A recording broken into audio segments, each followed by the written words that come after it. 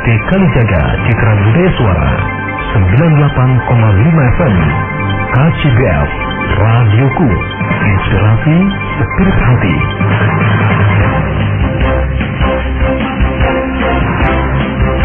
Religi,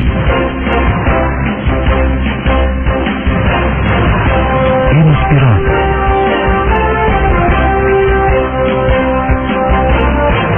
motivasi,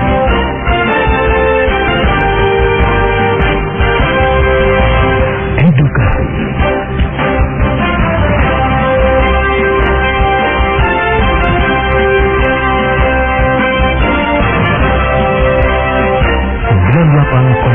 FM KCBF Radioku, inspirasi spirit hati. Benang Merah, program kajian bersama Buya Yahya yang menegaskan hukum halal dan haram yang terjadi di masyarakat dan menjadi problematika umat akan dibahas secara tuntas sehingga bisa dijadikan fatwa. Acara ini terformat secara interaktif melalui line telepon dan SMS. Benang Merah hanya di Radioku, inspirasi spirit hati.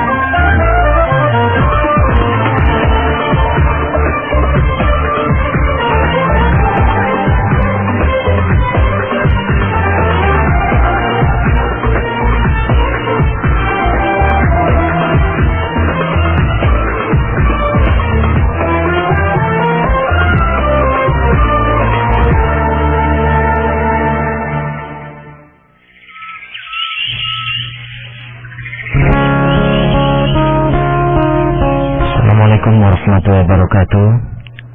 Bismillahirrahmanirrahim. Alhamdulillahirrabbilalamin. Wassalatu wassalamu ala rasulillah Sayyidina Muhammad ibn Abdillah wa ala alihi wa sahbihi wa mawala amma ba'd. Alhamdulillah, semoga kita semua digolongkan oleh Allah Subhanahu wa ta'ala menjadi hamba-hamba yang selalu bersyukur atas segala nikmat yang Allah berikan kepada kita yang tak pernah berhenti sesaat pun.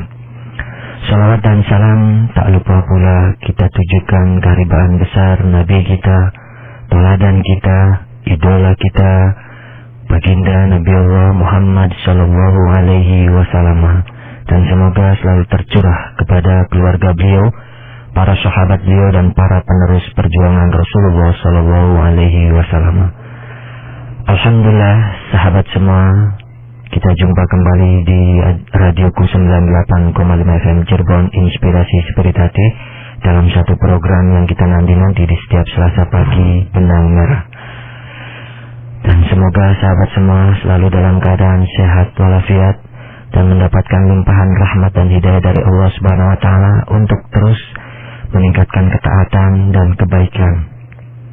Dan bagi sahabat semua yang sedang mendapatkan satu ujian ataupun musibah, semoga itu semua akan menjadi sebab diangkat derajat dan kemuliaan sahabat di hadapan Allah Subhanahu wa ta'ala. Sahabat, seperti biasa di setiap Selasa pagi Benang Merah kita akan membahas satu tema khusus yang mana kita mengingat satu bulan-bulan dalam Islam tentang keutamaan dan peristiwa-peristiwa penting yang ada di dalamnya.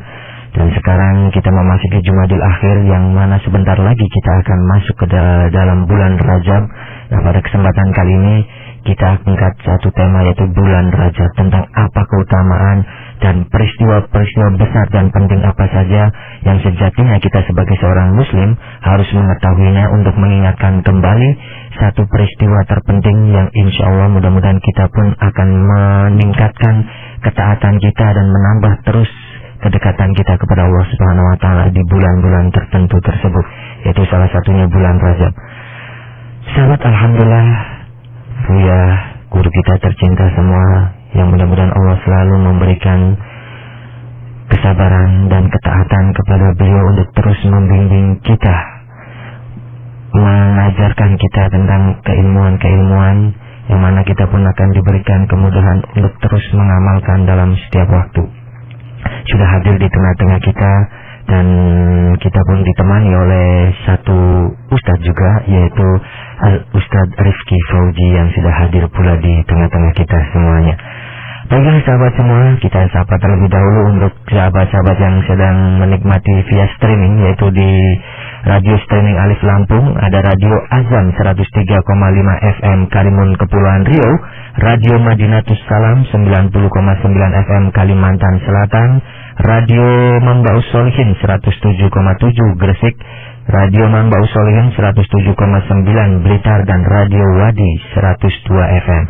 Baiklah sahabat semua, kita langsung sapa guru kita tercinta Buya. Assalamualaikum warahmatullahi wabarakatuh Buya. Waalaikumsalam warahmatullahi wabarakatuh. Gimana kabarnya Buya? Alhamdulillah sehat. Alhamdulillah. Doa para pendengar semuanya. Semoga para pendengar dimanapun berada, baik yang ada di Cirebon atau di kota-kota lain yang meraih, semoga senantiasa diberi Allah bimbingan, hidayah, kesehatan, ketetapan iman, kemudahan dalam segala urusannya. Amin. Ya, selanjutnya kita sapa juga Ustaz Rifki Fauzi yang akan menemani kita juga sahabat semua. Assalamualaikum warahmatullahi wabarakatuh Ustaz. Waalaikumsalam warahmatullahi wabarakatuh. Bukhair Ustaz. Alhamdulillah bukhair. Insyaallah lama enggak ketemu Ustaz. Selalu baik aja Ustaz. Alhamdulillah sehat. Ya, baik Ustaz, terima kasih Ustaz. Baiklah sahabat semua, dan Kaizen informasikan untuk sahabat agar selalu stay dengan radioku, yaitu via berbagai media, via streaming di www.buyayahya.org atau di www.radiokuonline.com. Dan untuk sahabat pengguna BlackBerry juga dengan aplikasi Nux radionya, pilih Radio Jawa Barat, pilih logo atau ikon Radioku 98,5 FM Cirebon atau Radioku Cirebon. Dan kita pun sedang online di Yahoo Messenger kita dengan ID radio_ku@yahoo.com. Baiklah sahabat semua, kita langsung saja simak uraian yang akan disampaikan oleh guru kita tercinta Buya Yahya tentang bulan Rajab, baik itu keutamaan dan peristiwa-peristiwa penting di dalamnya. Mangga Buya. Bismillahirrahmanirrahim. Assalamualaikum warahmatullahi wabarakatuh. Waalaikumsalam warahmatullahi wabarakatuh. Alhamdulillah wassalatu wassalamu ala Rasulillah Sayyidina Muhammad bin Abdullah wa ala alihi wa ashabihi wa mawala, amma ba'd. Para pendengar dimanapun Anda berada, alhamdulillah puji syukur kepada Allah Subhanahu wa ta'ala yang telah memberikan kepada kita umur, yang semoga umur yang diberikan kepada kita, waktu yang diberikan oleh Allah kepada kita benar-benar menjadi waktu yang bermanfaat, penuh dengan ibadah, tobat kepada Allah Subhanahu wa ta'ala. Maka dari itu perlu kita mengingatkan beberapa hal yang sebaiknya dilakukan oleh seorang mukmin. Memang itu bukan sebuah kewajiban, akan tapi alangkah baiknya untuk mensyukuri nikmat waktu, nikmat umur, nikmat usia. Kita perbanyak ibadah-ibadah kita, tentunya di antara ibadah yang sudah Anda semua lakukan, mulai dari puasa Senin Kemis, mulai dari puasa Daud dan yang lainnya, termasuk ibadah-ibadah sholat malam, kemudian sholat duha. Ada yang perlu barangkali ini adalah tambahan ya, dan mungkin ini kalau tidak salah pernah juga dibahas pada benang merah beberapa waktu yang lalu mungkin, akan tapi perlu diulang kembali secara khusus lagi agar semakin terasa bahwasanya ada keutamaan amal-amal yang perlu untuk kita lakukan di bulan Rajab, amal-amal yang bisa kita kerjakan untuk melengkapi, untuk memperbanyak kebaikan-kebaikan kita demi kelak bekal kita di saat menghadap Allah Subhanahu wa ta'ala. Bulan Rajab ini khususnya sebetulnya ya semua orang pada sudah tahu, apalagi yang sudah akrab dengan kitab Ihya'nya Imam Ghazali rahimahullah ta'ala. Akan tetapi memang yang namanya fitnah selalu saja muncul, bahwa ada orang yang dengan kerasnya membid'ahkan puasa di bulan Rajab, sementara yang membid'ahkan puasa di bulan Rajab adalah tidak ada sandaran dari ulama ataupun kembali kepada Rasul sallallahu alaihi wasallam. Justru kebalikannya, yang membid'ahkan puasa Rajab adalah ahli bid'ah, karena sudah jelas kalau kita jumhur, Imam Malik saja, Imam Abu Hanifah. Jadi di sini perbedaan ulama sebelum kita mendatangkan dalil-dalilnya. Yang jelas bulan Rajab adalah bulan haram. Bulan ada termasuk haram, masuk bulan haram ya Pak? Bulan haram itu ada 4 ya. Di antaranya adalah Rajab. Kemudian setelah itu adalah Syawal, Dzulqa'dah, Dzulhijjah, Muharram. Jadi Rajab ini adalah termasuk bulan haram, bulan yang dimuliakan oleh Allah Subhanahu wa ta'ala, tidak diperkenankan peperangan di situ, dan masih banyak keutamaan bulan Rajab. Tapi kami hanya akan membahas masalah puasa ya, karena ini sudah menjadi tradisi di sebagian orang. Hanya memang ada, ini yang harus diperhatikan, banyak di seputar puasa bulan Rajab hadis-hadis palsu yang sering dikumandangkan oleh para ustaz yang senang puasa bulan Rajab. Maka kita harus hindarkan. Jadi jangan sampai kita membawa hadis-hadis palsu. Karena membawa hadis palsu biarpun untuk memacu ibadah hukumnya haram dan dosa, karena itu diancam oleh Rasulullah SAW. Man kadzaba alayhi muta'ammidan falyatabawwa maq'adahu minan nar. Dan tentang keutamaan Rajab itu banyak riwayat-riwayat batil, riwayat-riwayat palsu. Akan tapi bukan berarti tidak ada yang berbicara tentang keutamaan bulan Rajab. Baik, kita akan berbicara tentang pendapat para ulama terdahulu. Bahwasanya dalam hal ini memang terbagi dua pendapat. Akan tapi dua pendapat ini bukan sekeras yang selama ini kita temukan di lapangan sampai membid'ahkan, memfasihkan dan yang lainnya. Iya. Jumhur ulama, kebanyakan ulama dari mazhab Imam Abu Hanifah radhiyallahu anhu dan Imam Syafi'i dan Imam Malik, mereka mengatakan bahwa disunatkan puasa bulan Rajab semuanya. Dan ini juga riwayat dari Imam Ahmad bin Hanbal. Adapun riwayat lain dari Imam Ahmad bin Hanbal, yaitu pendapat yang kedua, makruh mengkhususkan bulan Rajab semuanya untuk puasa. Mengkhususkan. Artinya, kemakruhan ini menurut madhab Imam Ahmad bin Hanbal, riwayat dari Imam Ahmad bin Hanbal, kemakruhan ini akan hilang dengan tiga hal. Satu, dibolong satu hari di antara bulan Rajab, atau disambung dengan bulan sebelum Rajab, atau disambung dengan bulan setelah bulan Rajab. Ini tiga cara ini. Jadi kemakruhannya hilang dengan itu. Artinya ringan sekali.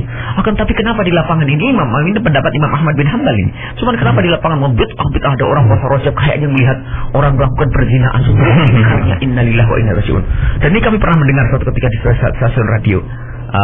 Pertama dikasih tahu oleh beberapa teman, subhanallah, mencaci maki puasa Rajab bid'ah dhalalah ini. Membawa riwayat Sayyidina Umar bin Khattab yang melakukan puasa Rajab akan kami pukul. Dia lupa bahwasanya itu riwayat dari Umar bin Khattab juga mau untuk palsu itu. Dipakai untuk mukul orang, ngambilnya palsu. Dengan alasan tentang keutamaan puasa Rajab adalah palsu semuanya. Dia juga membawa hadis palsu. Innalillahi wa inna ilaihi raji'un. Jadi yang jelas ini pendapat ulama. Kalau Anda ingin secara jelas melihat di beberapa kitab para imam, mulai dari mazhab Imam Abu Hanifah, boleh di beberapa Fatwa Al-Hindiyah juga ada masalah al-marghubat min asyami anwa' awaluha shaumul muharram wa tsani shaumur rajab wa tsalits shaumul sya'ban wa shaumul asyura. Ini adalah fatwa Hindiyah. Ini adalah satu kitab yang sangat masyhur di dalam mazhab Imam Abi Hanifah radhiyallahu anhu. Coba lihat di sana. Disebutkan bahwasanya al-marghubat ini adalah termasuk hal-hal yang disunatkan min asyami dari puasa anwa'. Awaluha shaumul muharram. Puasa di bulan Muharram. Wa tsani shaumur rajab wa tsalits shaumul sya'ban wa shaumul asyura. Ini puasa bulan Sya'ban, kemudian Rajab dan Asyura. Kemudian menurut pendapat Imam Malik, bisa dilihat nanti di banyak kitab, termasuk nanti Muqaddimah Ibnu Abi Zaid dengan syarahnya. Muqaddimah Ibnu Abi Zaid menjelaskan bahwasanya at-tanafful bis-shaumi muraghabun fihi. Wa kadzalika shaumu Asyura wa Rajab wa Sya'ban wa yaum Arafah. Jadi disunatkan puasa, di antaranya adalah puasa Asyura, puasa Rajab, Sya'ban, Arafah, Tarwiyah. Puasa di hari Arafah selain bagi orang yang haji. Jadi jumhur sudah sunnah, Bu ya. Semua dalam Kifayatul Talib Ar-Rabbani mazhab Malik. Bahkan adalah shaum syahr Rajab muraghabun fihi. Jadi istilah muraghabun fihi sunnah. Ini istilah dalam mazhab Malik ya saja. Dalam Hasyiah Adawi juga disebutkan seperti itu. Nabi Muhammad disebutkan di situ wasamma Rajaban min Rajab min asy-syib at-ta'zim. Disebutkan di situ bahwasanya anna shaumul muharram afdal min shaum Rajab aw ghairuhu minal hurum. Walasana ini disebutkan bahwasanya walau min ini disebutkan bahwasanya bal warda anna shaumal muharram afdal min shaum Rajab. Puasa bulan Muharram lebih bagus dari puasa Rajab. Artinya puasa Rajab juga ada keutamaannya. Hanya di sini disebutkan bahwasanya Muharram lebih bagus. Dan masih banyak. Syarah Dardir juga disebutkan gitu. Baik, kalau kita mencari kitab-kitab dari mazhab Imam Malik, kemudian mazhab Imam Syafi'i, Imam Nawawi rahimahullah taala, yang Anda baca Riyadhus Shalihinnya dengan azkarnya, dan kitab-kitab beliau dengan punya kitab minhajnya, kemudian syarah Majmu'. Beliau berkata, qala ashabuna itu adalah ashab Syafi'i. Minas shaumi termasuk puasa yang disuka al-mustahabbi yang disunatkan adalah shaumul ashhuril hurumi, puasa di bulan-bulan haram. Apa itu puasa di bulan haram? Yaitu ya wahiya dzulqa'dati, dzulqa'dah. Dzulqa'dah itu setelah Syawal. Bulan berkah, bukan bulan kafir ya. Wa dzulhijjati dan dzulhijjah, wal muharram itu muharram, wa rajab dan rajab. Wa afdaluhal muharram, paling bagusnya adalah bulan muharram Di antara 4 bulan. Tapi rajab termasuk di tersebut. Rasanya ini adalah termasuk bulan yang disunatkan untuk kita berpuasa. Syekhul Islam Zakaria Al-Ansari di dalam Asrul Matalib juga menjelaskan afdalul ashhuri lis-shaumi wa afdalul ashhuri lis-shaumi ba'da ramadhana al-ashhurul hurum. Dzulqa'dah wa dzulhijjah wal muharram wa rajab wa afdaluhal muharram. Bulan yang paling utama untuk dipuasai setelah bulan Ramadan adalah Dzulqa'dah, Dzulhijjah, Muharram dan Rajab. Masyaallah. Kasiahnya Ramli, afdaluhal muharram. Disebutkan Rajab juga ada, masih banyak ya. Ibnu Hajar dalam fatwanya juga semacam wa amma istimraru hadzal faqih 'ala nahyin nasi an shaumi Rajab fa huwa jahlun minhu. Kata Ibnu Hajar bahasanya kalau ada orang melarang puasa bulan Rajab itu memang bodoh dia. Dan juga ini termasuk kurang ajar kepada syariat al-mutahharah. Bahkan dikatakan fa illam yarji an dzalika, kalau memang tidak kembali, tidak tobat, dia itu adalah masya Allah orang yang jahat dia. Wa illa, kalau dia belum tobat, wajib al-hukami syariati kepada pemerintah untuk zajruhu wa ta'ziruhu, untuk menghukum at-ta'zir al-baligha dengan pukulan ya, dengan ta'zir yang sangat kuat. Jadi orang yang melarang puasa bulan Rajab itu harus dihukum oleh pemerintah. Nah, ini harus dihukum karena ini melanggar sesuatu yang sangat jelas. Nah, ini tertipu dengan satu riwayat palsu tentang Sayyidina Umar mau memukul orang yang puasa bulan Rajab, dan masih banyak riwayat-riwayat. Ternyata itu semua palsu, tidak benar. Akan tapi ada riwayat-riwayat dari Rasulullah Sallallahu Alaihi Wasallam yang jelas nanti akan disebutkan di akhir. Kita hanya menyebutkan aqwal a'immah dulu. Mughni Muhtaj juga seperti itu. Sama ini dalam mazhab Imam Asy-Syafi'i radhiyallahu. Dalam mazhab Imam Ahmad bin Hanbal sendiri, yang tahu Ibnu Qudamah dalam Mughninya juz 3 halaman 53, faslun disebutkan itu satu pasal, yukrahu ifradu rajabin bis-shaumi, dimakruhkan mengkhususkan Rajab dengan puasa. Qala Ahmad, berkata Imam Ahmad, siapa yang meriwayatkan ini? Ibnu Qudamah. Semua orang tahu siapa Ibnu Qudamah, pembesar di dalam mazhab Imam Ahmad bin Hanbal. Wa in shamahu rajulun, jika satu orang berpuasa di situ, aftara fihi yauman aw ayyaman, kemudian berbuka sehari saja atau beberapa hari, biqadri ma la yasumuhu kullah, sekiranya menjadikan dia tidak puasa sepenuhnya, sudah beres, tidak makruh lagi. Jadi 29 hari ya? Atau dipotong sehari atau 2 atau ya. Qala Ahmad, man kana yasumuhu sanata shamahu. Kalau puasa setahun, puasa tidak apa-apa. Wa illa fala yasumuhu mutawaliyan. Kalau tidak biasa puasa, jangan terus-menerus di bulan Rajab. Ini hanya pendapat. Ini ada apa? Di dalam mazhab Imam Ahmad bin Hanbal. Tapi dalam mazhab Imam Ahmad bin Hanbal bukan satu kata. Jadi kemakruhannya dalam mazhab Imam Hambali.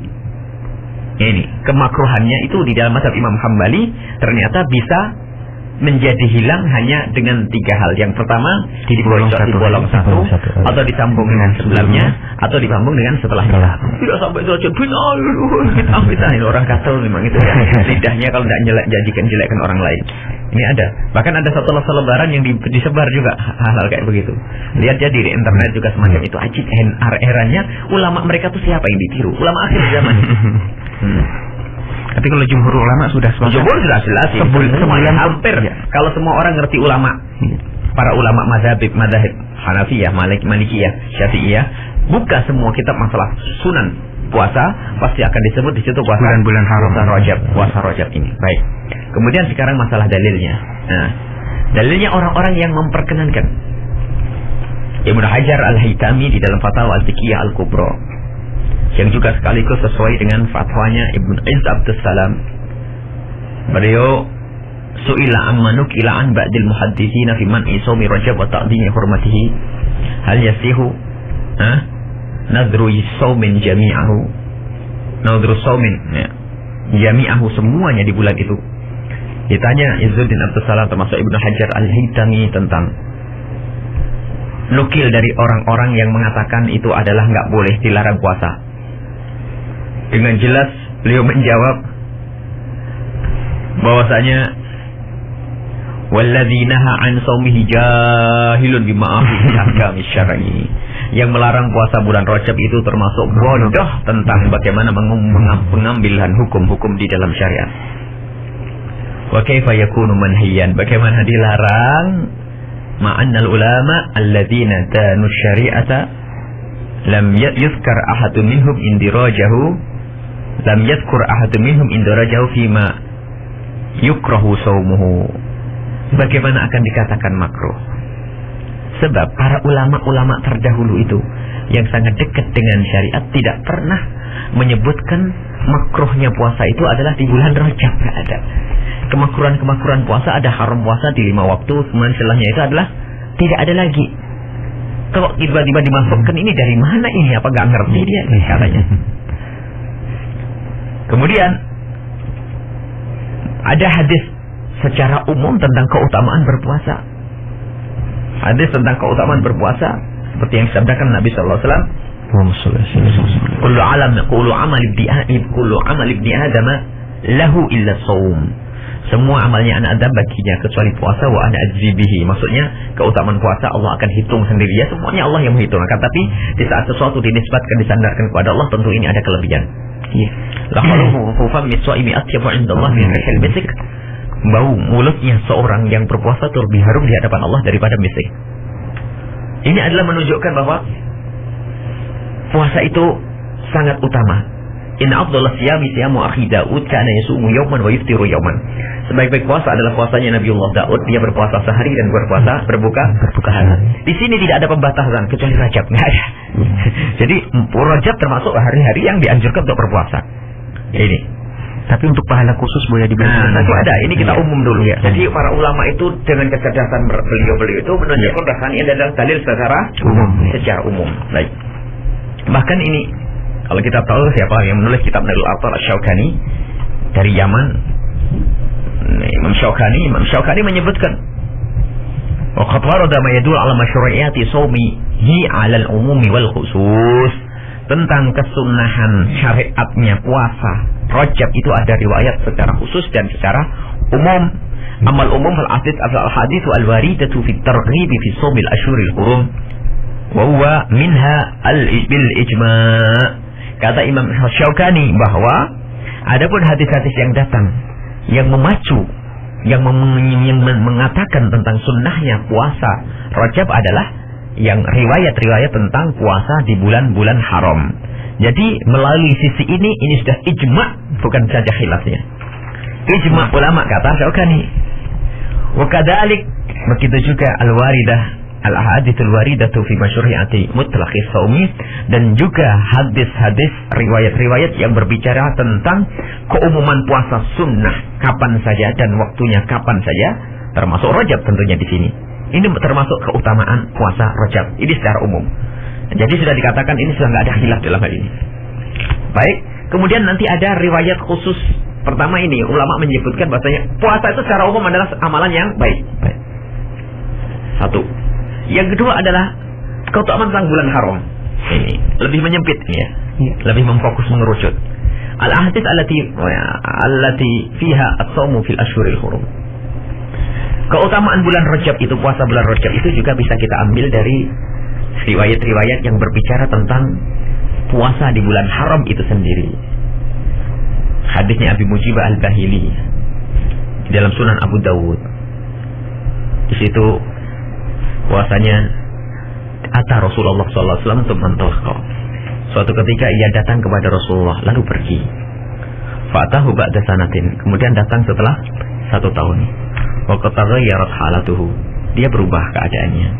Wa ha'atuhu, maksudnya menjadi kurus. Ketemu Rasulullah gemuk, pergi setahun ketemu lagi kurus. Rasulullah bingung, ya Rasulullah, ama ta'rifuni, apakah kau tidak kenalku ya Rasulullah? Qala, wa man anta? Siapa engkau?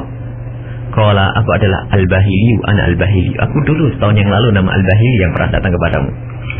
Alaji'tuka amal awwali, yang dulu pernah datang tahun yang lalu. Kemudian Nabi Muhammad bertanya, "Fama ghayyaraka?" Apa yang menjadikan kau berubah? Wa kunta hasal hayati. Dulu tuh kamu seger gitulah lagu kan. Sekarang kerempeng kurus. Qala ma akaltu ta'aman illa bilail. Aku tidak pernah makan kecuali malam. Maksudnya puasa terus. Mundu faraqtuka. Semenjak aku pisah denganmu ya Rasulullah, aku puasa terus setahun. Jadi tidak pernah meninggalkan tidak pernah makan kecuali malam hari.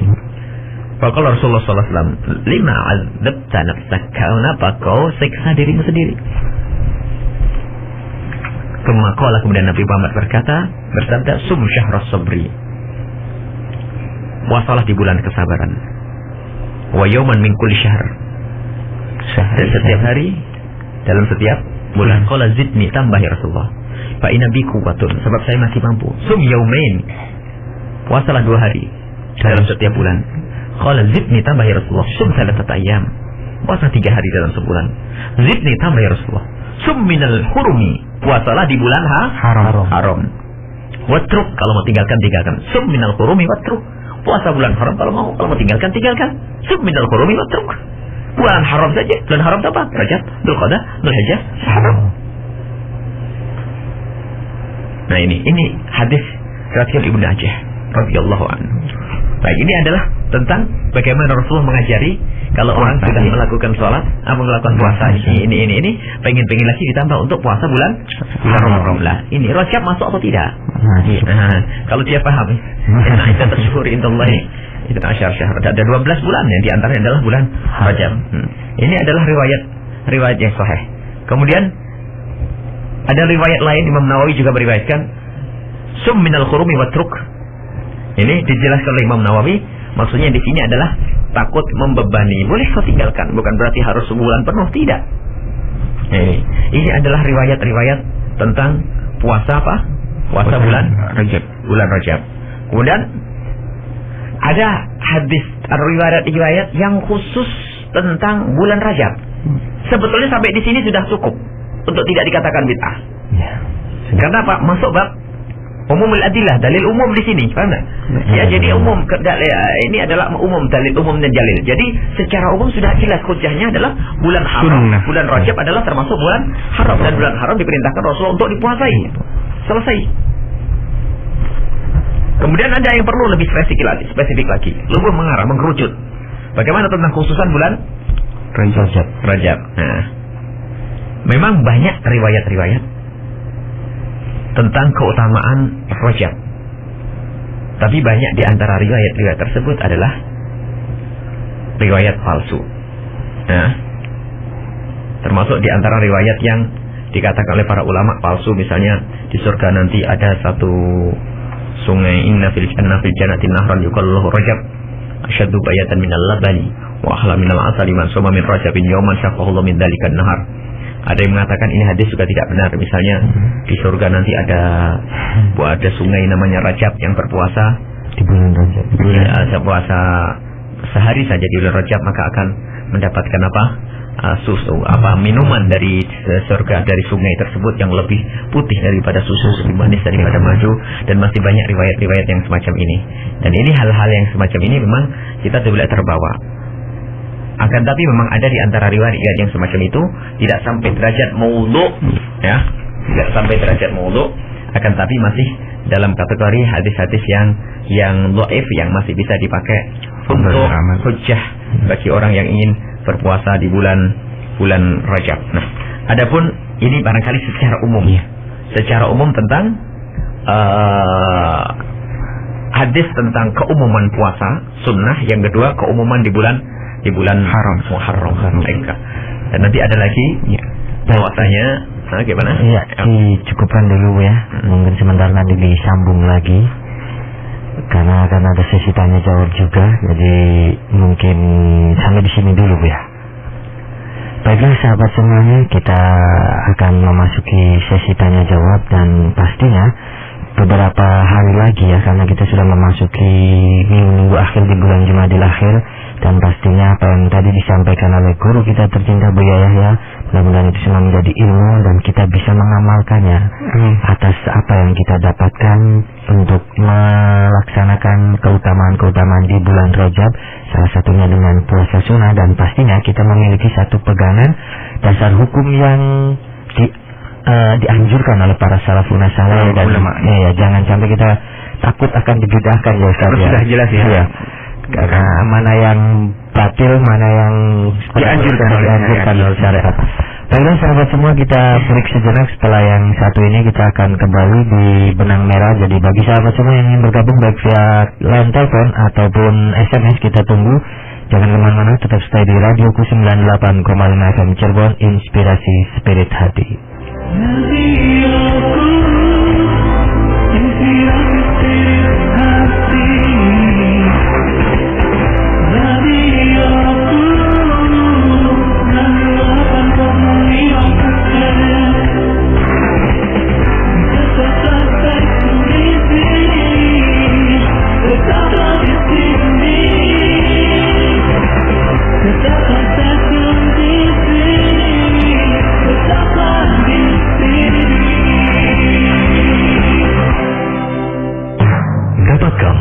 VCD dakwah terbaru Buya Yahya dengan judul Hidup Indah Bersama Rasulullah.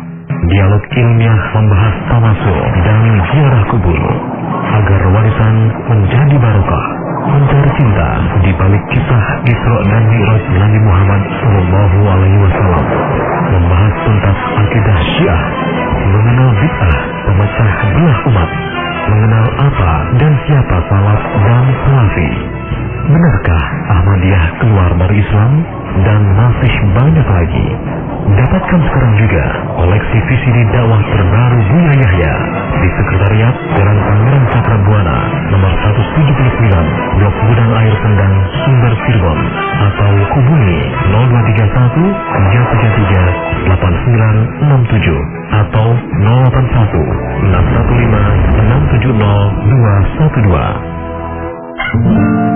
Dunia Muslimah, program kajian yang mengangkat tema seputar dunia muslimah dan perannya dalam masyarakat yang dikaji dari sudut pandang syariah, terformat secara interaktif melalui telepon dan SMS. Dalam urusan wanita nanti masuk ya, pertama ya mungkin ya urusan adalah keluarga ya tuh. Bagaimana seorang wanita sebagai seorang istri, bagaimana kita sebagai seorang ibu ya, bagaimana kita sebagai seorang anak gitu ya. Mungkin kita masuk ke situ, baru setelah itu kita mungkin masuk kepada pembahasan yang lainnya kayaknya lebih masuk gitu supaya lebih spesifik lagi ya. Baik, jadi hari ini peran wanita sebagai seorang istri. Dunia Muslimah setiap Kamis jam 5.30 sampai dengan jam 7 pagi hanya di Radioku Inspirasi Spirit. Radioku Inspirasi Spirit Hati.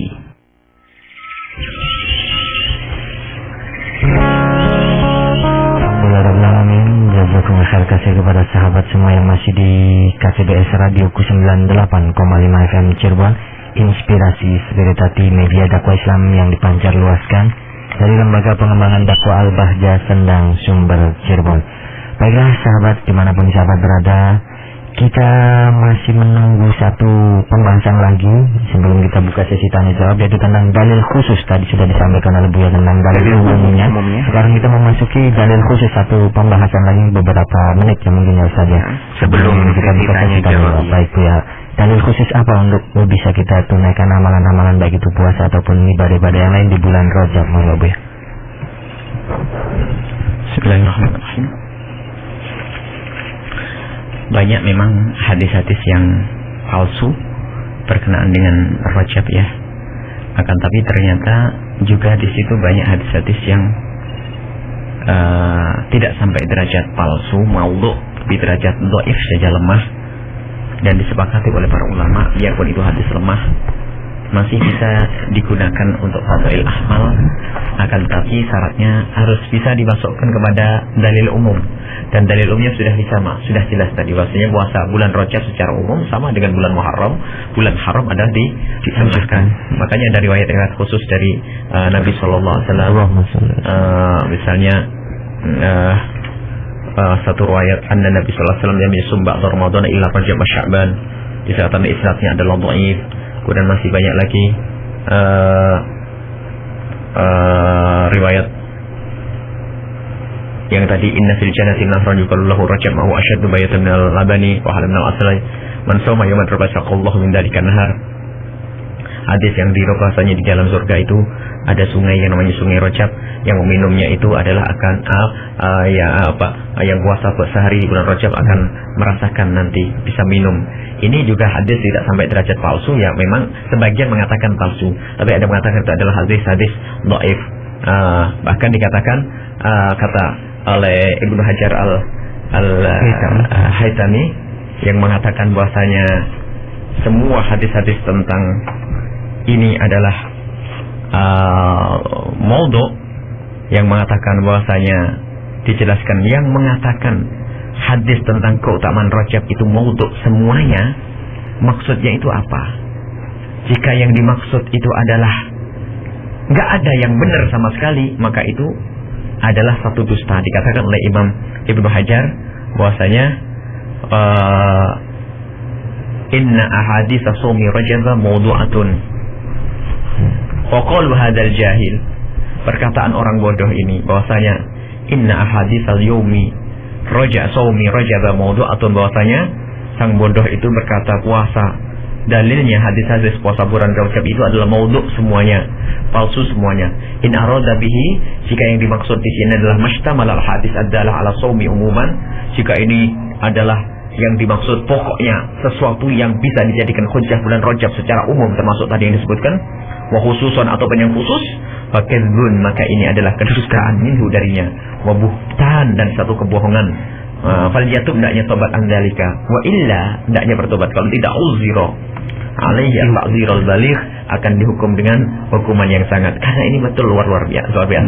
Kemudian ada di antaranya riwayat khusus, ya, hadis yang diriwayatkan oleh Imam An-Nasai, Imam Ahmad bin Hanbal, dan para ulama muhaddisin juga menganggap ini hadis-hadis yang benar. Di situ diceritakan bahwasanya dari hadis Sayyidina Usamah bin Zaid, qala qultu ya Rasulullah, aku bertanya ya Rasulullah, lima araka tasumu syahran min asyhuri lam araka tasumu syahran min asyhuri matasumu min Sya'ban. Aku tidak melihatmu puasa ya Rasulullah lebih banyak daripada puasamu di bulan Sya'ban. Kenapa engkau puasa di bulan Sya'ban ya Rasulullah? Qala Nabi Muhammad menjawab, dzalika syahrun yaghfalun nasu anhu baina Rajabin wa Ramadhan. Karena ini adalah bulan yang dilalaikan oleh orang antara bulan Rajab dan bulan Ramadan. Wa huwa syahrun turfa'u fihi al-a'mal ila rabbil alamin. Karena bulan ini akan diangkat amal kepada Allah Subhanahu wa taala. Wa uhibbu an yurfa'a 'amali wa ana sha'imun. Aku ingin amalku diangkat waktu aku berpuasa. Nabi Muhammad puasa bulan Sya'ban. Ternyata hujjahnya apa? Ditanya Rasulullah, beliau menjawab, karena ini bulan yang dilalaikan antara Rajab dengan Ramadan. Ini menunjukkan bahwasanya bulan Rajab adalah bulan yang dikuasai oleh para sahabat Nabi Sallallahu Alaihi Wasallam. Ini diantaranya. Adapun banyak nanti hadis-hadis yang keutamaan Rajab, akan tapi memang ulama berselisih silang pendapat tentang keutamaan tersebut, antara yang mengatakan ini maudhu dan antara yang mengatakan ini dhaif, ya. Akan tetapi kalau kita cukupkan dengan hadis ini sudah cukup. Dan para imam itu mendatangkan, sampai Ibnu Hajar mendatangkan belasan, sampai ada 17 atau 18 hadis riwayat, ya, tentang keutamaan bulan puasa Rajab secara khusus. Biarpun dikatakan oleh Ibnu Hajar bahwasanya hadis ini adalah dhaif, tapi dhaifnya tidak parah, tapi masih bisa digunakan untuk hujjah, untuk fadhail amal. Yajab laisa mawdu'an bal dha'ifah fatajuzu riwayatuha fal amalu biha fi fadhail. Qala Al-Hafidz Ibnu Hajar, Al-Hafidz Ibnu Hajar Al-Asqalani berkata tentang hadis-hadis tentang keutamaan secara khusus, ya, tentang hadis-hadis keutamaannya secara khusus, beliau mengatakan bahasanya waqad rawa'u jama'atun lakin lan ara fihi ta'dilan wa qad dzakara dhahabahu wa dhahabi wa dha'afahu bi hadzal hadis. Jadi beliau mengatakan, Ibnu Hajar, bahasanya tentang hadis tentang apa tadi? Tentang kekhususan puasa bulan Rajab itu, memang aku tidak menemukan orang yang mengatakan bahwasanya ini adalah dita'dil, itu artinya apa? Dikatakan bahwasanya perawi-perawinya adalah orang yang adil. Akan tapi memang Imam Zahabi mengatakan ini adalah dhaif. Tapi para imam lain mengatakan hadis itu masih bisa dipakai. Nah, ini berkenaan dengan kekhususan tadi, seperti di surga ada sungai begini, ada bugai begini. Ternyata memang ada yang maudhu, tapi ingat tidak semuanya adalah maudhu. Kemudian Tapi kita tidak akan membahas secara khusus hadis itu. Itu adalah banyak riwayat. Kalau kita baca sampai 18, nanti kalau ada waktu kita bacakan semuanya. Tapi kita akan kembali kepada kesimpulan bahwa puasa bulan Rajab itu berdasarkan umumnya dalilnya puasa. Yang pertama, umumnya dalil tentang puasa bulan haram. Kemudian tentang kekhususan tadi yang disebutkan dari Sayyidina Usamah tadi, ini sudah sangat cukup untuk mengatakan bahwa puasa bulan Rajab adalah sunnah, dan untuk menghindari dari orang yang mengatakan bid'ah. Adapun yang mengatakan bid'ah nanti ada juga hujahnya, akan tapi semuanya ditolak. Jika ada waktu nanti juga akan kita sebut hujahnya orang yang menghindari atau yang melarang puasa itu ada, akan tapi ternyata sangat lemah sekali. Akan tapi pun demikian tidak sampai mereka membid'ahkan. Itu pendapat dari Imam Ahmad bin Hanbal. Baik, wallahu a'lam bishawab. Jazakallahu khair kasir Bu ya. Dan sahabat semua, ternyata untuk dalil fadil amal tidak secara umumnya dalil kita memang diperkenankan ya Ustaz ya untuk berpuasa di bulan Rajab ini. Tapi untuk mengkontra orang-orang yang sering membid'ahkan, ternyata ada juga dalil khusus yang sangat memperkuat kita untuk melakukan puasa. Ya. Baiklah, kita langsung saja menyapa sahabat yang bergabung di line telepon bertanya di 0231 2522 549 dan sudah ada yang masuk. Assalamualaikum warahmatullahi wabarakatuh. Assalamualaikum. Waalaikumsalam warahmatullahi wabarakatuh. Ya, dengan siapa di mana Pak? Dengan Pak Ahmad Cirebon. Iya, Pak. Silakan Pak. Allahumma shalli ala sayyidina Muhammad. Allahumma shalli ala sayyidina Muhammad. Mau tanya ke Buya. Iya, silakan Pak. Kalau saya melakukan puasa Rajab, Sya'ban dan Ramadan disatukan, itu boleh tidak? Karena ada yang mengatakan bahwa antara Sya'ban dan Ramadan itu harus ada pemisah itu. Iya, baik. Yang kedua, yang kedua itu ada istilah istighfar Rajab gitu. Itu apakah istighfar khusus? Istighfar Rajab. Kalau memang ada, bagaimana lafaznya itu? Iya, baik. Iya. Yang ketiga, kalau orang yang asli di dunia kemudian telah menjalankan hukum di dunia, apakah di akhirat juga akan mendapat siksa itu? Iya. Mungkin. Halo Pak, untuk yang ketiganya jangan cepat-cepat Pak. Halo. Iya. Kalau ada orang maksiat di dunia, kemudian telah menjalankan siksa di dunia seperti rajam, misalnya dirajam gitu. Iya. Apakah di akhirat juga nanti akan mendapatkan siksa gitu? Iya, baik. Nah, demikian saja. Assalamualaikum Buya. Waalaikumsalam warahmatullahi wabarakatuh. Satu penelpon lagi kita angkat di 0231 2522 549. Silakan sahabat, kita masih menunggu ya. Assalamualaikum warahmatullahi wabarakatuh. Halo. Waalaikumsalam warahmatullahi wabarakatuh. Dengan siapa di mana Pak? Oleh anak Sayyidina Muhammad. Allahumma shalli wa ala Halo. Ya. Bapak Udin. Bapak Udin. Ya. Mangga Bapak Udin. Silakan Pak. Yang mau bertanya tentang puasa Rajab itu, kalau yang dilakukannya cuma di tanggal 1 sama di tanggal 27 Rajabnya aja, itu bagaimana? Iya, baik. Tanggal 1 dan 27 Rajab aja bagaimana gitu ya Pak Udin ya? Hanya 2 hari. Tanggal 1 dan 27. Iya. Cukup itu aja Pak Udin? Iya, itu aja. Iya, baik. Ya, Assalamualaikum warahmatullahi wabarakatuh. Waalaikumsalam warahmatullahi wabarakatuh. Iya, terima kasih kepada Bapak Udin di Cirebon. Kita tutup dulu untuk line telepon sahabat semuanya. 2 pertanyaan, kita langsung saja kepada guru kita Bu Yahya untuk meminta jawaban tentang satu pertanyaan. Di pertama itu ada 3 pertanyaan. Yang pertama, bagaimana kalau saya melakukan puasa Rajab, Sya'ban, puasa tidak putus ya Ustaz? Menyatukannya, nyambung. Dan ada juga tentang istighfar Rajab itu benar ada dan bagaimana lafaznya? Baik, pertanyaan yang pertama bukan begitu, tapi bahwasanya puasa karena katanya Sya'ban dengan Ramadan itu harus dipisah itu dengan Sya'ban di situ.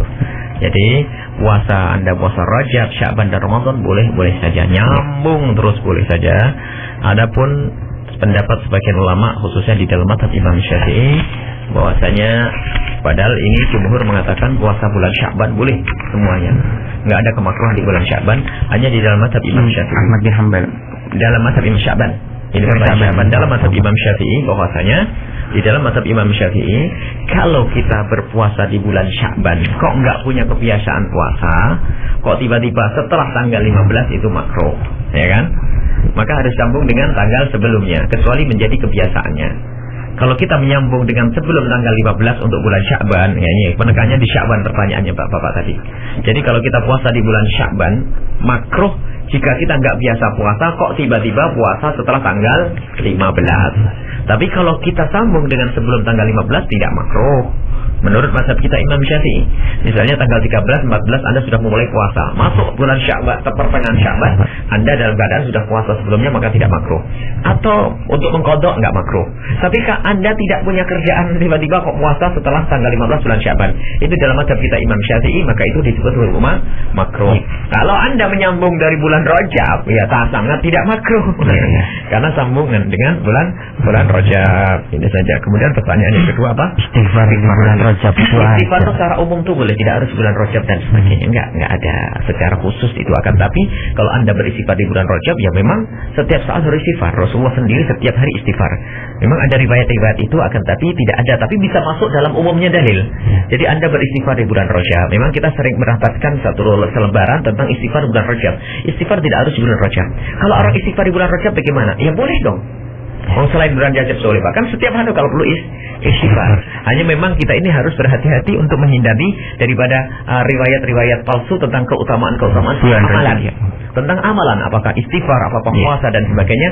Karena meriwayatkan hadis palsu itu hukumnya dosa. Nah, maka kalau Anda ingin istighfar bulan Rajab, jawabnya adalah yang sangat dianjurkan. Rasulullah saja istighfarnya apa? Sehari berapa? Tidak kurang dari 100 kali. Istighfar yang paling banyak mana? Yang diajar Rasulullah SAW Astaghfirullahaladzim alladzi la ilaha illal hayyul qayyum wa atubu ilaih. Istighfar yang paling bagus. Atau pengen saya istighfar, Allahumma anta rabbi la ilaha anta khalaqtani wa ana abduka wa ana ala ahdika wa wa'dika mastata'tu a'udzu bika min syarri ma sana'tu wa abu laka bi ni'matika alayya wa abu dzambi faghfir li fa innahu la yaghfiru dzunuba illa anta. Ini sayyidul istighfar. Dan paling bagusnya istighfar yaitu kalau ada orang nyusun istighfar lalu berkata, paling bagusnya istighfar adalah istighfar saya, ini adalah dusta. Karena yang paling bagus tetap yang diajarkan oleh Nabi Sallallahu Alaihi Wasallam. Mungkin Anda baca istighfar yang panjang bagus, karena barangkali itu ada semacam ta'ammul, renungan. Karena ada makna-makna yang khusus, misalnya Astaghfirullahaladzim ya Allah atas dosa mataku, Astaghfirullahaladzim atas dosa telingaku, Astaghfirullahaladzim atas dosa mulutku ya Allah, Astaghfirullahaladzim atas ini. Ini adalah boleh-boleh saja istighfar kayak begitu. Biar dalam bentuk bahasa Indonesia atau bahasa Arab. Akan tapi tetap istighfar yang paling bagus adalah istighfar yang diajarkan oleh Nabi Muhammad SAW. Makanya termasuk salawat yang paling bagus yang diajarkan Rasulullah, salawat Ibrahimiyah. Tidak salawat nariyah, tidak salawat ini, nggak ada yang mengalahkan salawatnya Nabi SAW. Tapi salawat nariyah bil qulub bagus, semuanya salawat bagus. Tapi jangan sampai kita merendahkan Rasulullah. Paling bagusnya salawat adalah salawat nariyah. Paling bagusnya salawat bil qulub. Ini dusta kepada Rasulullah. Ini harus dijelaskan nggak begini-gini. Jadi jangan hanya karena saya pemimpin salawat bil qulub atau salawat nariyah atau karena saya pemimpin sebuah istighfar apa lalu mengatakan istighfar paling bagus adalah istighfar ini. Bagaimana kita bisa mengalahkan istighfarnya Rasulullah Sallallahu Alaihi Wasallam? Tetap paling istighfar yang paling bagus adalah istighfar yang diajarkan oleh Rasul Sallallahu Alaihi Wasallam. Astaghfirullahaladzim alladzi la ilaha illa huwal hayyul qayyum wa atubu ilaih. Ada sayyidul istighfar, Allahumma anta rabbi la ilaha illa anta khalaqtani sampai selesai. Jadi Anda bisa baca apa saja. Cuman kalau Anda menginginkan istighfar yang ditulis oleh para ulama yang panjang, termasuk ada istighfar yang diriwayatkan dari Imam Ali Zainal Abidin, bagus itu maknanya. Akan tapi tetap tidak bisa mengalahkan istighfar yang diajarkan oleh Nabi Sallallahu Alaihi Wasallam. Imam Ali Zainal Abidin Ibn Husain punya satu istighfar panjang, istighfar Rajab. Nah, kebetulan dibaca di bulan Rajab, itu boleh-boleh saja dibaca. Akan tapi jangan sampai ada yang mengatakan bahwasanya istighfar ini lebih bagus dari istighfar yang diajarkan oleh Nabi Sallallahu Alaihi Wasallam. Ada lagi istighfar yang disusun oleh para ulama, istighfar. Itu ada banyak. Imam Nawawi punya istighfar, ini punya istighfar. Akan tapi tetap itu semua tidak bisa mengalahkan istighfar yang pernah diajarkan oleh Nabi Sallallahu Alaihi Wasallam. Dan kapan waktunya? Boleh di bulan Rajab, boleh yang lainnya. Tidak ada waktunya. Istighfar Rajab secara khusus? Tidak seperti itu. Kalau dulu, bagaimana istighfar hanya khusus di bulan Rajab? Selainnya ada istighfar. Setiap saat kita istighfar, jangan sampai kurang dalam sehari dari 100 kali. Sementara Nabi yang tidak pernah punya dosa pun di dalam sehari tidak pernah kurang dari 70 dari 100 kali beristighfar. Baik, masih ada sambung tadi dengan Pak Ahmad di Cirebon. Pertanyaan ketiga, kalau orang maksiat kan kadang mendapat hukuman di dunia berupa rajam atau di akhirat. Semua hukuman yang ada di dunia tidak akan dihukum lagi oleh Allah di akhirat, karena Allah pantang untuk menyiksa orang 2 kali. Yang berzina dirajam, nah sampai mati selamat. masuk surga. Amin, masuk surga. Karena apa? Dia dirajam mati dalam keadaan bertobat. Kalau dihukum tidak sesuai dengan syariat, Bu ya. Tidak sesuai dengan syariat, mengurangi. Karena harus sesuai dengan syariat. Jadi tidak menjatuhkan, Bu ya. Tapi mengurangi karena memang harus sesuai dengan syariat. Sehingga suatu ketika ada orang yang datang ke Rasulullah minta dihukum rajam karena dia pernah berzina. Sementara Nabi Muhammad mengatakan la'allaka khafaqta, la'allaka lamasta, la'allaka qabbalta, la'allaka fakhatta. Nabi Muhammad menolak karena ikrar zina tidak dianjurkan. Cuman karena orang itu memaksa agar dihukum di dunia, karena begitu takutnya hukuman di neraka ya Rasulullah, karena aku takut hukuman di neraka, hukum aku di dunia. Akhirnya ditegakkan hukum rajam. Dilemparlah wanita tersebut, dilempari batu sampai meninggal dunia. Setelah itu ada sahabat Nabi yang menertawakannya, merendahkan begitu, merendahkan wanita tersebut. Rasulullah marah besar. Kalau seandainya pertobatan wanita ini ditimbang dengan amalnya ahli Madinah semuanya, niscaya pertobatan wanita ini lebih berat daripada amal semuanya.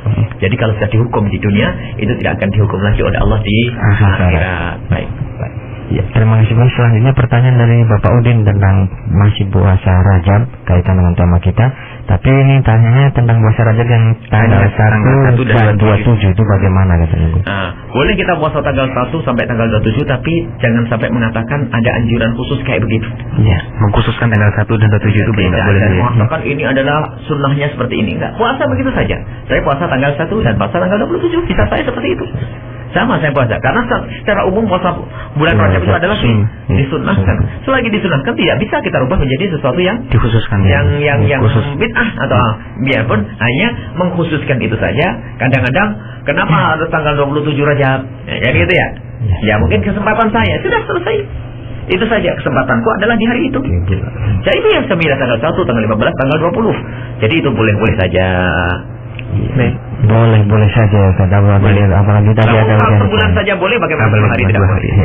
Bahkan kalau seperti itu malah tidak dimakruhkan juga oleh mazhab Imam Ahmad bin Hanbal karena tidak semuanya. Baiklah sahabat, kita tahan dulu yang ingin bergabung di line telepon. Sepertinya kita harus memilih pertanyaan yang sudah banyak masuk di SMS 081 321461079. Jadi dibagi-bagi tidak di line telepon aja ya sahabat ya. Ditahan dulu yang ingin bergabung di line telepon. Assalamualaikum warahmatullahi wabarakatuh. Waalaikumsalam warahmatullahi wabarakatuh. Allahumma shalli ala sayyidina Muhammad. Allahumma shalli ala sayyidina. Dari hamba Allah, mohon doa buat adikku yang selalu menyakiti ibu, sudah dinasihati diingatkan kematian tetapi tidak sadar-sadar. Gimana ya Bu ya? Gimana? Ya, ini untuk yang durhaka kepada orang tua, adiknya dari seorang hamba sering menyakiti ibunya, sudah dinasihati sampai diingatkan tentang nasihat kematian tapi tidak sadar-sadar. Itu bagaimana Bu ya? Mohon maaf di luar tema ini ya.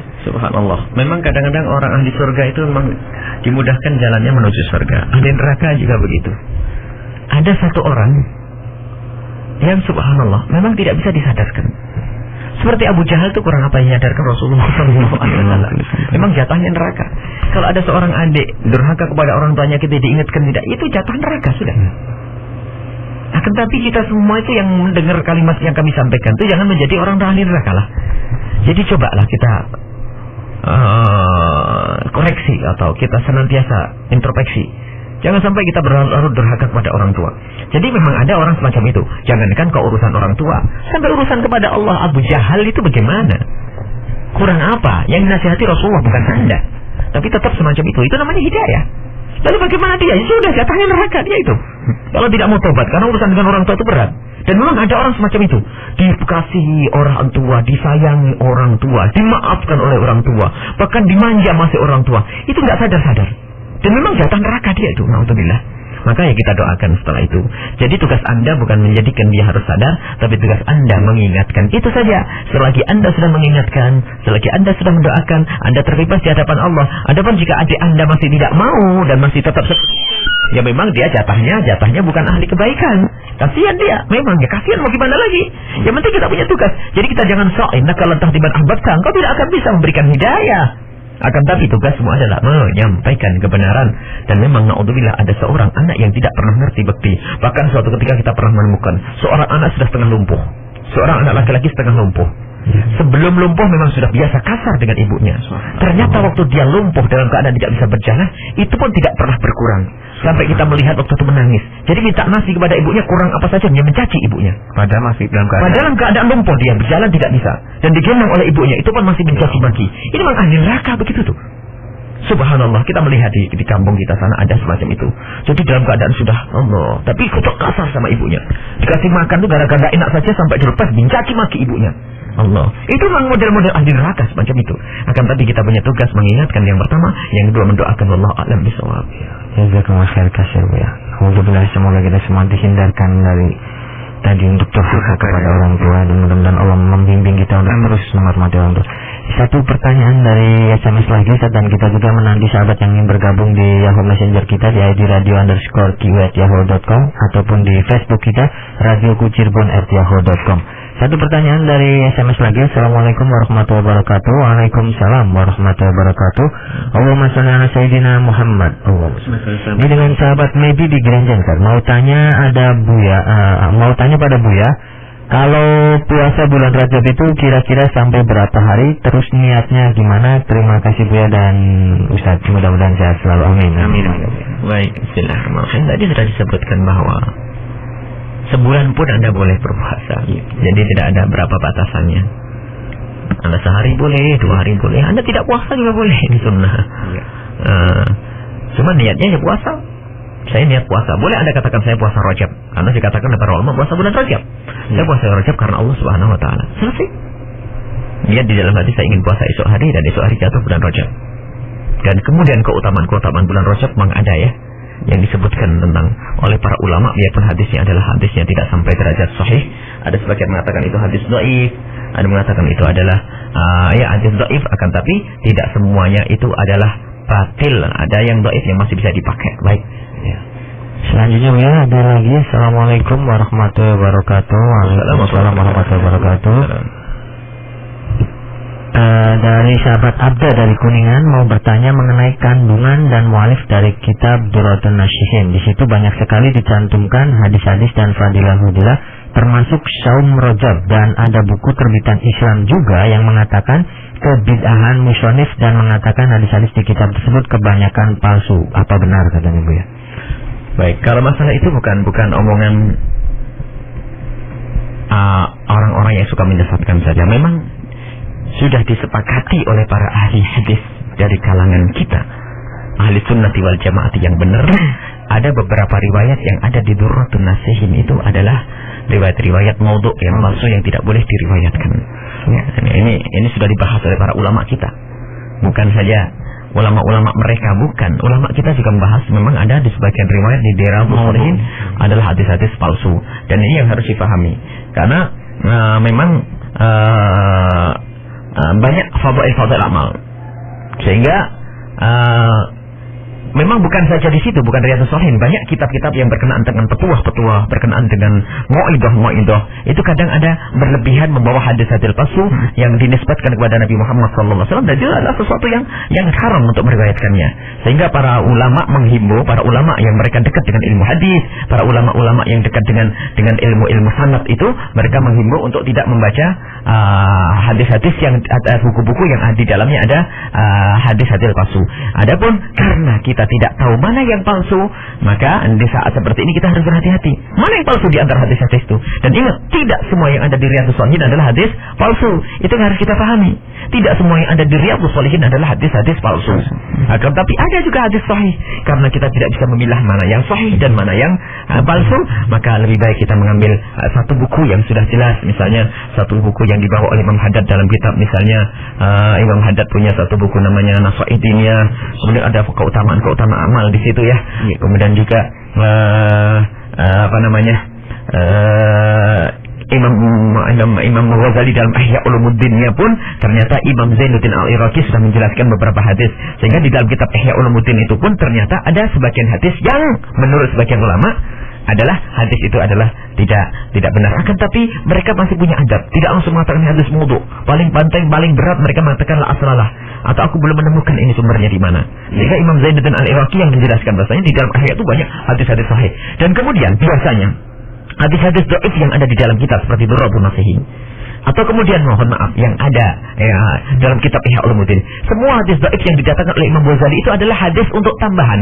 Biasanya Imam Ghazali itu sangat hebat, dahsyat, mendatangkan dalil dari Quran, dari hadis sahih, kemudian ada tambahannya ini. Jadi dari tambahan ini kadang-kadang hadis itu dhaif. Tapi bukan maudhu' dah. Ini harus kita pahami. Dan mengatakan maudhu' bukan tugasmu dan bukan tugasku, tapi tugasnya ulama. Maka ini saja sederhana. Memang dibahas oleh para muhaddisin, mutakhirin juga yang datang setelah Sahih Durratun Nasihin, bahwasanya ada sebagian riwayat yang ada di Durratun Nasihin adalah riwayat palsu yang tidak boleh kita meriwayatkannya. Subhanallah, cukup jelas untuk pertanyaan tadi agak di Kuningan. Selanjutnya satu pertanyaan lagi dari SMS, dan setelah itu kita di line telepon saja karena tidak sabar ini untuk sahabat yang ingin bergabung juga. Assalamualaikum warahmatullahi wabarakatuh. Waalaikumsalam warahmatullahi wabarakatuh. Buya, saya mengerjakan puasa Daud, tapi ada yang mengatakan kan Nabi kita Nabi Muhammad SAW, Allahumma shalli alaihi wasallam.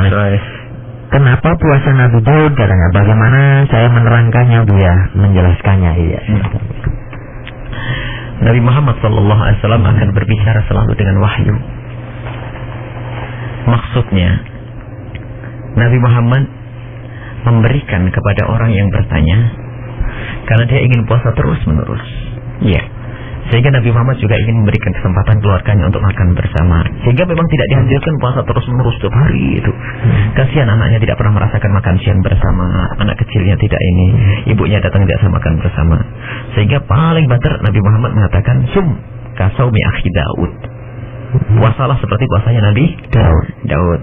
Sehingga itu maknanya sehari kenyang sehari lapar. Ini adalah suatu hal yang luar biasa. Jadi katakan bahasa Abdul Siyam akhi Daud. Puasa sehari dan berbuka sehari. Ini hikmahnya besar. Dan juga memang berat puasa sehari dan buka sehari itu. Berbeda dengan orang yang setiap hari sudah biasa berpuasa. Kalau sudah orang tahu kebiasaan berpuasa, nggak ada orang yang dari makanan. Oh, dia pasti berpuasa. Tapi kalau puasa sesaat kelihatan makan di sana, sesaat puasa ini kadang-kadang lagi kita puasa disodori makanan berat. Jadi tetap lebih bagus puasa kayak begitu. Nah, ini puasa Daud. Nah, ini kenapa? Maksudnya bukan puasanya, cara puasanya Nabi Daud. Bukan. Jadi puasanya umat Nabi Muhammad tetap lebih utama dari puasanya orang-orang terdahulu. Karena nggak ada yang bisa mengalahkan umat Nabi Muhammad. Jadi seperti caranya puasanya Nabiullah Daud, sehari puasa sehari tidak. Tapi apakah puasanya umat Nabi Daud lebih bagus dari umat Nabi Muhammad? Tidak. Tetap umat Nabi Muhammad puasanya adalah lebih bagus. Cuman cara puasanya adalah sehari-hari. Jadi puasa itu adalah puasa caranya yang diajarkan Rasulullah, bukan yang diajarkan oleh Nabi Daud. Cuman Rasulullah mengatakan kesamaan. Jadi puasa seperti cara puasanya Nabi Daud, sehari puasa dan sehari tidak. Jadi itu ketentuan. Jadi puasanya itu ya puasa syariatnya Nabi Muhammad, bukan syariatnya Nabi Daud. Baik. Iya, menggunakan puasa syariatnya Nabi Muhammad. Iya, mirip caranya. Nabi Muhammad menjelaskan seperti puasa Nabi Daud. Caranya ya, sahabat semua. Baik, satu penelpon lagi yang ingin bergabung di line telepon 0231 2522 549. Ya, Assalamualaikum warahmatullahi wabarakatuh. Waalaikumsalam warahmatullahi wabarakatuh. Dengan siapa di mana, Pak? Ini dengan Muhroji di Kangkungan. Dengan Pak Muhroji di Ketanggungan. Pak Muhroji, mohon maaf, volume radionya dikecilkan, Pak. Iya, sudah. Ini mau bertanya tentang itu, ya. Sholat nisfu Sya'ban. Sholat nisfu Sya'ban. So, di dalam kitab Irsyadul Ibad di situ diterangkan bahwa sholat nisfu Sya'ban itu harus seorang pemimpin pun harus melarang sholat tersebut, termasuk sholat rokok di dalamnya. Itu keterangannya bagaimana, Bu ya? Mohon penjelasannya. Assalamualaikum warahmatullahi wabarakatuh. Waalaikumsalam warahmatullahi wabarakatuh. Iya. Satu penelpon lagi di 0231 2522 549. Silakan, Ustaz. Kita tunggu satu penelpon lagi untuk bergabung di 0231 2522 549. Sahabat, sekali lagi ya, untuk yang ingin bergabung di line telepon silahkan di 0231 2522 549. Ya, sepertinya belum ini, Ustaz. Kita langsung saja untuk Pak. Baik, Ustaz. Assalamualaikum warahmatullahi wabarakatuh. Waalaikumsalam warahmatullahi wabarakatuh. Yang berkata kita Muhammad. Allahumma salli wa ala ali. Ya, ini mau tanya dari dengan siapa di mana Pak? Mohon maaf. ini dari Kang Ilfa di orkestranya. Iya, mangga silakan Pak. Ya, tadi mau telepon susah banget nunggu. Iya, mangga silakan Pak. Ya, ini tuh ya. Kan sekarang banyak orang kita yang nggak tahu ya. Ini. Halo, Pak, mohon maaf, volume radionya dikecilkan dulu Pak. Dikurangi volumenya. Ya, sebentar. Iya, silakan Pak. Iya, kesini mau tanya. Ya, ini orang awam, maksudnya orang biasa ya, yang orang ya kurang pengalaman gitu. Saya telah bertak karena ingin takut salah satu dosa gitu ya. Kalau gimana ya, maksudnya pertanyaannya gini. Kalau alhamdulillah radioku ini ya saya jadi semangat lagi.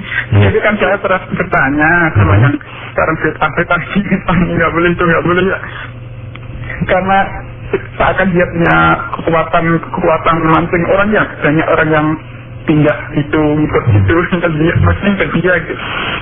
Maksud saya yang saya tanyakan begini, kalau saya nggak tahu terus saya mengamalkan itu seandainya itu salah dosa, maksud saya nabinya gitu, apa yang ikut itu juga ikut dosa gitu. Iya Pak. Ya gitu saja. Iya baik, terima kasih. Jadi karena orang awam nggak tahu, cuma takut saja pikiran itu, takut salah, takut dosa saja. Ya gitu.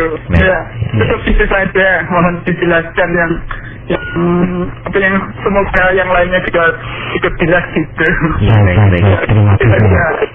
Assalamualaikum warahmatullahi wabarakatuh. Waalaikumsalam warahmatullahi wabarakatuh. Iya, untuk pertanyaan pertama dari Pak Mukhroji di Ketanggungan Bu, salat nisfu Sa'ban dalam kitab Irsyadul Ibad itu bagaimana Bu? Baik, bukan saja kitab Irsyadul Ibad, termasuk Imam Ghazali juga menyebutkan salat nisfu Sa'ban. Akan tetapi di situ ada juga imam besar dari madhab kita, Imam Syafi'i, termasuk Syekh Imam Al-Malibari.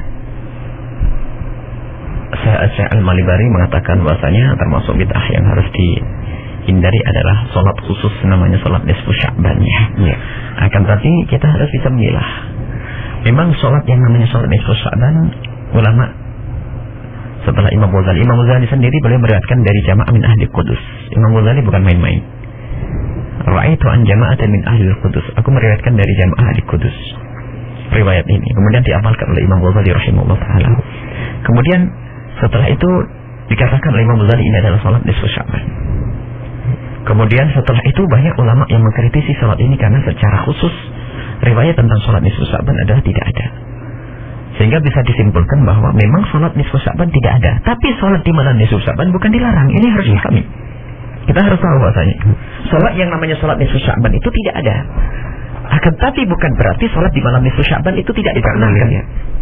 Karena keutamaan malam nisfu Sya'ban adalah banyak sekali. Nanti insya Allah ini pembahasan khusus juga kelihatannya nanti sebelum malam nisfu Sya'ban. Jadi riwayat tentang malam nisfu Sya'ban, riwayat dari Siti Aisyah, Rasulullah itu pada malam nisfu Sya'ban itu datang ke Baqi. Siti Aisyah itu mencari Rasulullah. Rasulullah mencari kelihatan. Ini kan diriwayatkan dari Siti Aisyah radhiyallahu anha. Bahwa Nabi Muhammad pada tengah malam nisfu Sya'ban pergi ke Baqi dan Nabi Muhammad di situ berdoa memohon kepada Allah Subhanahu wa taala. Kapan? Malam nisfu Sya'ban.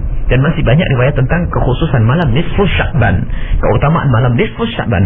Adapun salat yang namanya salat nisfu Sya'ban sama seperti halnya salat Rajab tidak ada. Akan tapi kalau kita melakukan salat adalah boleh saja. Termasuk salat raghaib yang kebanyakan ulama termasuk Ibnu Hajar sendiri mengatakan bahasanya itu adalah tidak ada. Akan tapi bukan berarti harus kita pangkas. Kita rubah menjadi salat apa itu yang menjadi diperkenankan oleh Allah dan Rasulnya. Mungkin salat nisfu Sya'ban, salat nisfu Sya'ban di saat kita mengikuti ulama yang mengatakan itu tidak ada. Bagaimana kita menafsiri atau menjelaskan orang yang sudah melakukan salat nisfu Sya'ban? Tinggal berubah saja. Jangan katakan salat nisfu Sya'ban. Lakukan salat mutlak, sunat mutlak. Berapa rakaat pun Anda boleh. 1000 rakaat boleh, 2000 rakaat boleh, 100 rakaat boleh, 50 rakaat boleh. Siapa yang bisa melarang ini semuanya sunnah? Salat sunnah. Nah, kan? Setiap malam adalah tempat untuk ibadah kepada Allah Subhanahu wa taala. Dalam hadis sahih tentang itu bahasanya sebaik-baik salat adalah di tengah malam. Nah, jika Anda di malam hari lakukan salat 10 rakaat, 20 rakaat. Jadi memang para ulama mengatakan bahasanya termasuk Syekh Al-Malibari yang kita tahu bahasanya yang punya Fathul Mu'in dan juga Syekh Abu Bakar Syatok yang mensyarainya itu menjelaskan bahasanya itu adalah memang tidak ada. Akan tapi kita harus tahu bukan berarti sholat di malam nisfu Sya'ban itu dilarang. Boleh Anda melakukan, tapi jangan katakan ini sholat nisfu Sya'ban selesai. Kemudian orang sudah punya kebiasaan, bagus, alhamdulillah dia punya kebiasaan. Sholat apa? Sholat nisfu Sya'ban. Hanya kadang-kadang ini menjadi istilah. Sebetulnya ulama mengajak hanya sholat di malam itu, menghidupkan malam nisfu Sya'ban. Sebab yang dihimbau adalah menghidupkan malam nisfu Sya'ban. Nanti insya Allah akan kita bahas khusus, dan ini sudah pernah ada di Benang Merah tentang menghidupkan malam nisfu Sya'ban dan menghidupkan malam hari raya Idul Fitri dan Idul Adha. Ada riwayat yang demikian. Jadi cara menghidupnya bagaimana? Bukan nongkrong main gaplek, bukan. Jadi menghidupkan malam nisfu Sya'ban ini dianjurkan dan dihimbau oleh para ulama. Tentunya ini diambil dari Rasulullah SAW. Cara menghidupnya bagaimana? Anda boleh baca Al-Quran. Jadi kita harus paham menghidupkan malam itu kayak apa. Jangan lalu dikatakan ke orang menghidupkan dengan sholat lalu bid'ah. Ini kesalahan. Jadi yang jelas ada himbauan untuk kita menghidupkan malam nisfu Sya'ban. Adapun caranya boleh Anda membaca Al-Quran semalam suntuk, boleh Anda melakukan sholat, boleh Anda bersolawatan, boleh. Jadi semuanya boleh, asalkan itu kebaikan-kebaikan yang pada dasarnya diperkenankan, seperti sholat sunnah mutlak, sholat hajat, istikharah dan sebagainya, baca Al-Quran di dalam sholat itu boleh. Baik, ini jadi sholat nisfu Sya'ban memang kebanyakan ulama mengatakan tidak ada, tapi bukan berarti kita tidak boleh sholat di malam nisfu Sya'ban. Lakukan sholat sebanyak-banyaknya karena Allah Subhanahu wa Ta'ala. Jazakumullah khair kasir. Selanjutnya untuk pertanyaan kedua ini Ustaz dari Bapak di Argasunya Ustaz. Pertanyaan sebagai orang awam mungkin bingung Bu ya. Ada yang mengatakan bid'ah, ada yang mengatakan ini hasanah, sementara dia tidak tahu mana yang harus dipilih. Seumpama dia memilih yang pas. Iya, bingung juga karena tidak umumnya dalam apalagi di Cirebon banyak yang dikit-dikit membid'ahkan ya. Pas yang dilakukan itu tidak sesuai dengan syariat, apa dia ikut dosa Bu ya. Baik. Ketahuilah bahasanya orang awam itu ikut ulama. Dan alhamdulillah di masyarakat kita ini dari kegiatan-kegiatan termasuk yang ditanyakan malam nisfu Sya'ban itu masih bisa diarahkan. Jadi tidak ada bid'ah ternyata. Apa yang dilakukan oleh masyarakat kita? Atau bahasa lain adalah orang-orang selama ini, orang-orang pesantren, orang-orang ini. Ini nggak ada bid'ah. Hanya kalau memang ada perlu diluruskan dalam pengistilahan saja. Iya. Nggak ada bid'ah. Apa yang dilakukan bid'ah? Mulai dari merayakan Maulid Nabi ini ada ternyata kalau diluruskan, dijelaskan, maka menjadi semuanya syar'i. Jadi alhamdulillah apapun yang kita ambil dari guru-guru itu semuanya syar'i. Beliau mengatakan ini syar'i hanya karena kita tidak tahu dalilnya saja. Sehingga di saat ada ahli fitnah mengatakan itu bid'ah karena tidak ada dalilnya, kita sudah keder bingung. Jadi asalkan Anda mengikuti ulama dalam sebuah amalan, biarpun mereka tidak memberikan hujah kepada Anda, dan memang bukan tugasnya ulama menjelaskan hujah. Sebab yang menjelaskan hujah itu para mujtahidin. Para ustaz-ustaz tidak harus menjelaskan hujah. Cukup berkatakan sholat duha adalah sunnah. Anda melakukan sholat duha, Anda tidak tahu hujahnya dan tidak apalah sholat duha. Tidak ada baik. Bagi yang demikian ini adalah tetap disunnahkan dan Anda mendapatkan pahala. Nah, ini tidak ada pahala. Jadi kalau yang harus Anda antisipasi adalah di saat munculnya orang yang dikit-dikit membid'ahkan, Anda harus hati-hati. Karena apa? Sudah terbukti bahwa orang yang suka membid'ahkan ini ternyata mereka adalah di dalam kerusakan di dalam keyakinan, di dalam kerusakan di dalam urusan ibadah, kerusakan di dalam memahami orang lain. Nah, ini maka Anda jangan terberdaya dengan itu. Coba Anda perbaikan. Apapun selama ini yang sudah Anda dengar dari kiai kampung Anda sekalipun, maka ketahuilah kiai kampung Anda insya Allah bukan mengambil dari pinggir jalan, bukan dari buku kecil yang warnanya hijau itu, yang tulisannya berwarna lalu dibagi-bagi gratis, bukan. Tapi mereka kadang-kadang duduk di pesantren dengan lesannya, dengan mendengar dengan telinganya lalu disebarkan kepada Anda, insya Allah. Jadi Anda dapat pahala. Kalaupun seandainya itu adalah salah, itu Allah akan menilai karena kepatuhan Anda kepada ulama. Allahu a'lam bishawab. Ya, jazakumullah khair kasir Bu ya, dan mudah-mudahan cukup jelas untuk Bapak yang ada di Argasunya ya. Jadi memang sudah ada yang semuanya syar'i. Satu penelpon lagi kan Ustaz. Ada banyak yang ingin bergabung dengan telepon ya. Assalamualaikum warahmatullahi wabarakatuh. Assalamualaikum warahmatullahi wabarakatuh. Dengan siapa di mana Pak? Halo. Dengan hamba Allah. Iya. Gini Bu ya, saya mau tanya. Saya ini kan punya saudara satu saudara ya gitu. Jadi dua orang bersaudara. Dua orang saudara. Nah, kakak saya itu adalah anak bapak dari istri yang dulu. Nah, saya anak bapak saya yang dari istri yang sekarang. Begitu. Nah, ibunya kakak saya itu meninggal dunia. Saudara tiri berarti Saudara saya dari Saudara seayah ya. seayah ya. Saudara seayah. Lain ibu gitu ya. Oh iya. Nah kemudian ibu saya itu punya harta pusaka. Harta pusaka. Dulu sebelum punya saya itu saking sayangnya kepada kakak saya itu yang lain ibu ya, itu harta peninggalan dari orang tuanya itu, harta pusaka itu diturunkan, diberikan kepada kakak saya gitu.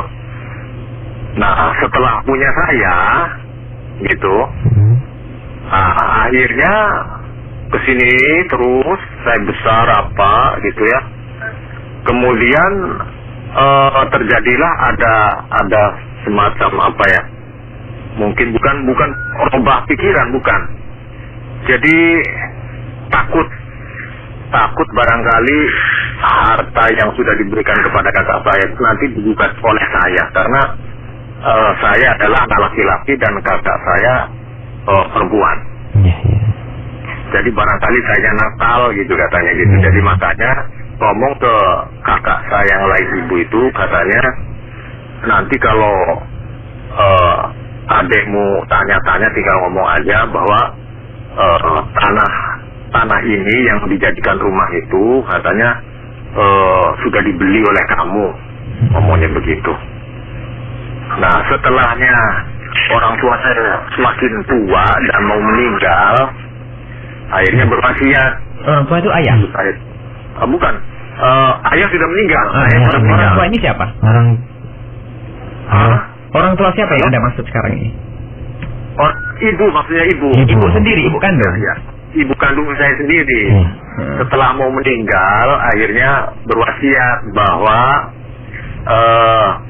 rumah yang sekarang ditunggui itu katanya bagian kamu, karena kakak kamu itu sudah diberi oleh ibunya. Yaitu harta turunan dari ibu itu, gitu.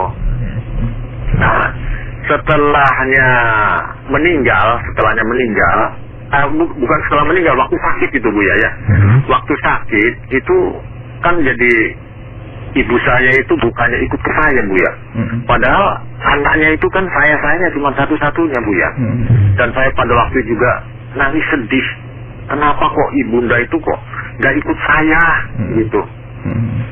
Ikutnya ke kakak yang lain ibu yang bukan anak kandungnya sendiri gitu. Saya di sini nangis sedih sekali. Makanya saya sendiri kalau waktu ya, saya kalau ingat jadi baik. Nggak tahan ini. Kemudian setelah itu ternyata kakak saya itu rupanya kurang sayang atau kurang menerima dengan adanya ibu saya yang andon sakit di sana. Barangkali ini perlu dijelaskan juga. Setelahnya saya itu terakhir barangkali itu saya ke sana Bu ya, dan saya tiap hari, nggak pagi sorenya, nggak sore malamnya, nggak malam siangnya, saya ke sana terus. Saya tengok karena ibu saya satu-satunya. Setelahnya itu satu malam, dan malam itu adalah malam sangat saya sedihkan. Ibu saya itu ditaruh di pinggir bak Bu ya. Di apa? Di pinggir bak mandi, subhanallah. Di kampung mandi ya. Itu yang saya sampai kata, saya waktu itu nangis. Saya mohon kepada Allah, ya Allah, salah apa ibu saya? Mohon ya Allah ampuni dosa-dosa ibu saya. Dan mohon hatinya dirompa, disadarkan, mohon ikut saya. Dan alhamdulillah cerita saya didengar Allah. Kemudian besoknya ibu saya itu ikut saya Bu ya. Dan sangat senang sekali saya itu. akhirnya Halo Pak. Akhirnya ibu saya tuh kemudian berkata bahwa saya tuh di sana katanya disentak tongor aja, ngerti Bu Yaya? Artinya sentak tongor ya Bu Yaya? Apa itu? Ya apa itu Pak? Artinya dimaki-maki aja katanya begitu. Iya baik. Ya, jadi katanya kalau nanti rumah itu dijual, barangkali kamu nggak betah di sana. Kalau dijual, maka kamu dikasih 15 juta, katanya begitu. Nah, sekarang Bu ya, yang saya bingungkan. Iya Pak. Yang saya jelaskan ini apa yang saya mau laksanakan ini setelahnya sekarang orang tua sudah meninggal ya. Kemudian rumah itu sudah saya jual. Apakah wasiat orang tua saya itu apakah dibagi waris dengan secara wajar Bu ya? Saya bingung Bu ya, mohon penjelasan. Baik. Itu ya pertanyaannya ya Pak ya. Baik. Iya. Terima kasih. Iya, Waalaikumsalam warahmatullahi wabarakatuh. Iya. Terima kasih kepada hamba Allah yang ada di Cirebon tadi dengan penjelasannya. Dan bagaimana itu Bu ya untuk wasiat yang tadi berkaitan dengan ibu yang meninggalkan harta ya di masa-masa sakitnya dan sampai meninggalnya tadi. Bismillah, baik. Jadi pertanyaannya adalah sebetulnya kita harus bicara tentang waris. Hati-hati dengan peninggalan orang tua, itu banyak menjadikan permusuhan di dalam keluarga. Sehingga peninggalan orang tua itu bukan berkah, tapi justru menjadikan anak-anak masuk neraka. Mutus tali persaudaraan, rebutan 1 juta, 2 juta. Jadi yang urusan rebutan waris itu tidak hanya terjadi kepada orang kaya, melarat pun bisa. Bukan saja orang bodoh, anaknya kiai pun bisa rebutan toko, kantin, dan santri. Ini adalah problem. Nah, adapun yang ditanyakan oleh saudara, yang penting jaga hati, jangan sampai memutus tali persaudaraan. Saudara Anda tadi adalah saudara Anda seayah. Kalau Anda memutus tali persaudaraan, dosa gede dan menjadikan Anda tidak bisa masuk surga. La yadkhulul jannata qati'ur rahim. Memang seayah, ibunya beda. Tapi dalam urusan pembagian waris harus jelas. Ketahuilah, Anda tidak mendapatkan bagian waris dari ibu tiri Anda. Anda harus paham. Abang Anda, kakak perempuan Anda mempunyai seorang ibu. Ibunya meninggal dunia, maka Anda tidak mendapatkan warisan dari ibu tersebut. Dan benar jika seandainya dia memberikan kepada anaknya sendiri, karena Anda bukan anaknya ibu tersebut. Anda anaknya bapak Anda, ya. Jadi kalau ibu tersebut meninggal, Anda tidak mendapatkan warisan.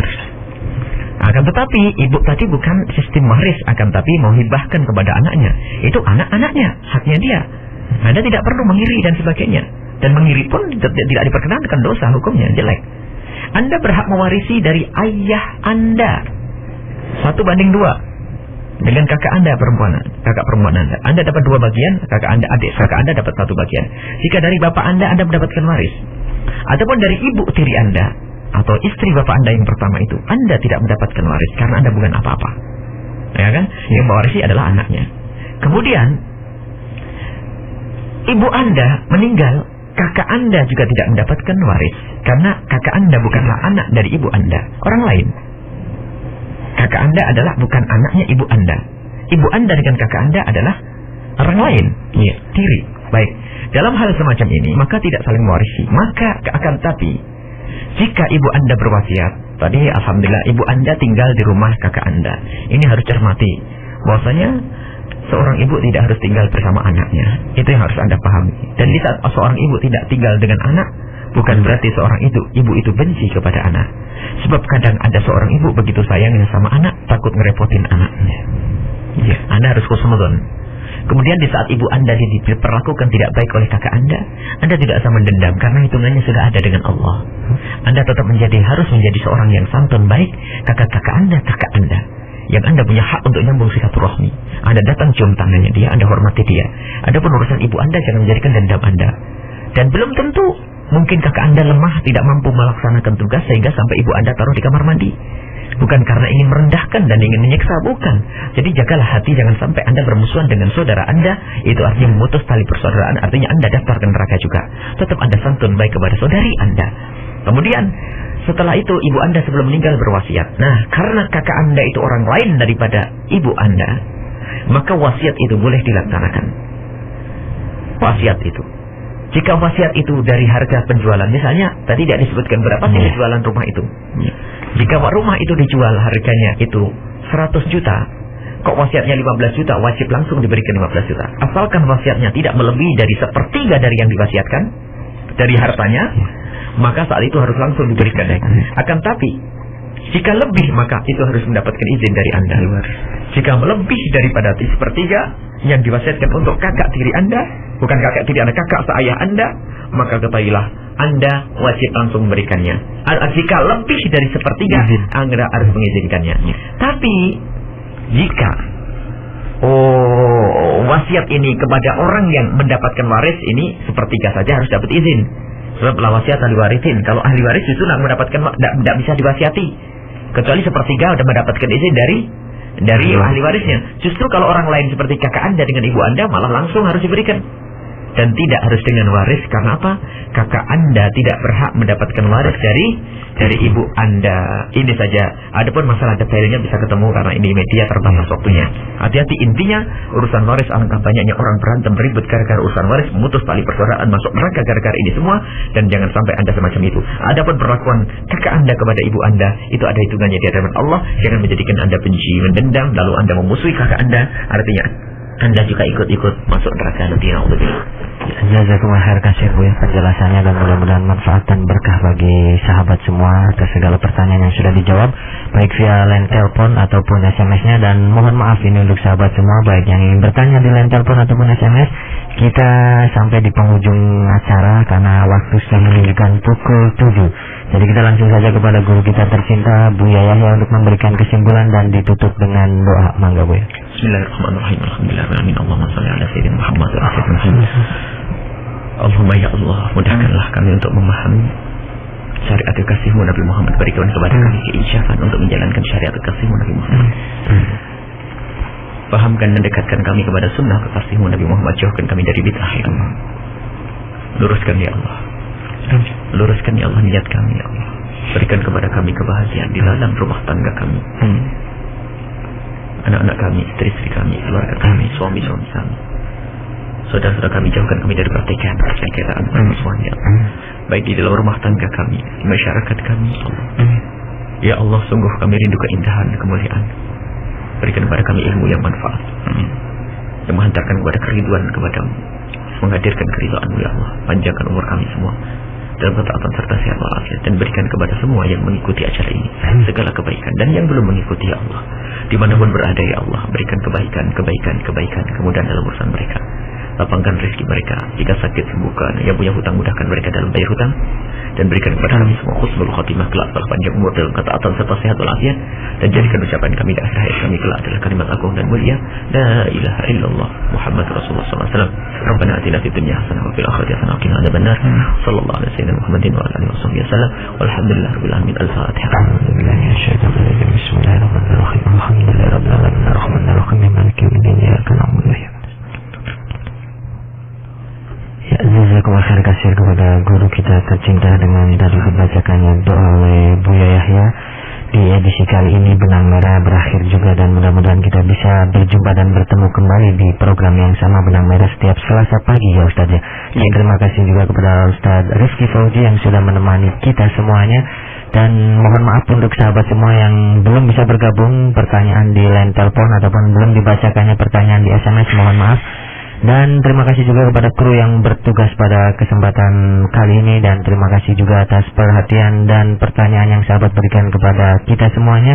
Mudah-mudahan apa yang disampaikan Buya, baik itu jawaban ataupun penjelasan urian-urian yang tadi di awal, mudah-mudahan menjadi satu bekal ilmu bagi kita untuk mengamalkan segala kesunahan dan diberkahi atas apa yang telah kita dapatkan di pagi hari ini. Sahabat semua, satu informasi, di pukul 7 nanti akan ada program radioku 98,5 FM Cirebon Inspirasi Spirit Hati menemani aktivitas pagi hari sahabat semuanya di ajangnya Fit and Fresh. Jadi jangan kemana-mana, tetap stay di radioku. Akhir kata, subhanakallahumma wa bihamdika, asyhadu alla ilaha illa anta, astaghfiruka wa atubu ilaik. Kaizan mohon undur diri dan mohon maaf atas segala salah dan kekurangan. Assalamualaikum warahmatullahi wabarakatuh.